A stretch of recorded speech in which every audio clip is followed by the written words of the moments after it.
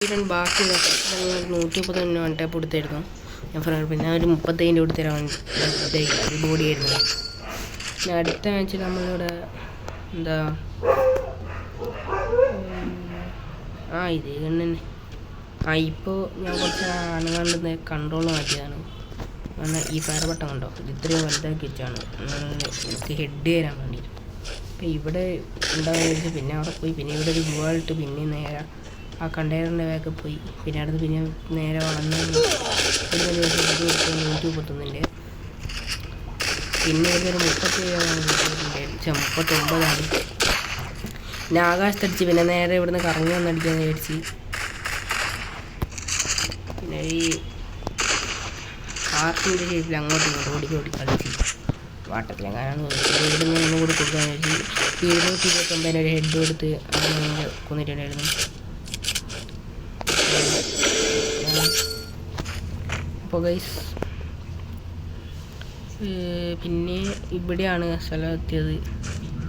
അപ്പോൾ ഇവനെ ഇവിടുന്ന് എനിക്ക് M887 ചാർജ് ബസ്റ്റർ എടുത്തത്.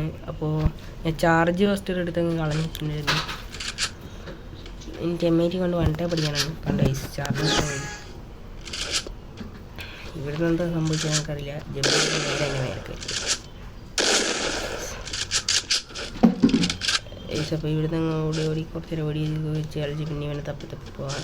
അപ്പോൾ ഇവനാട് അനങ്ങാണ്ടിരിക്കുന്നുണ്ട്. അപ്പോൾ പെട്ടെന്ന് ഒരു നോക്കുകയാണെങ്കിൽ പിന്നെ കയറില്ല. പിന്നെ ഒരു വട്ടത്തിൽ ഇവിടെ റിലോഡ് ചെയ്തു. അപ്പോൾ കാലം നെറ്റോ പ്രായബന്ധിയായിരുന്നു വന്ന്. അപ്പോൾ പെട്ടെന്ന് ചാർജ് ഓടിപ്പോയി. പിന്നെ നേരെ വന്ന് ഇവിടെ ഒരു ഗുവാളിട്ട് മെഡടിക്കുന്നത് ഞാൻ വെച്ച് വരുന്നത്. അപ്പോൾ പെട്ടെന്ന് ഡ്രാഗ് ചെയ്ത് ഹെൽത്ത് പിന്നെ തല പൊട്ടിച്ചിട്ടുണ്ട്. അതിനകത്ത് കളിച്ച് അടുത്ത വീണ്ടും അത് തന്നെ വന്ന് ഞാൻ അതിനകത്ത് കളഞ്ഞു. M8 കൊണ്ട് തന്നെ കളി തന്നെ. ഏതാ ഞാൻ റെക്കോർഡ് ചെയ്യുന്നതുകൊണ്ടാണ് ഹാങ് വന്നത്.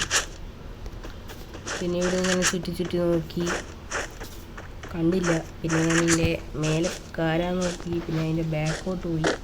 അവിടെ നിന്ന് ഇങ്ങനെ തുള്ളാൻ നോക്കിയാലും ഇവൻ മേലെ ആദ്യം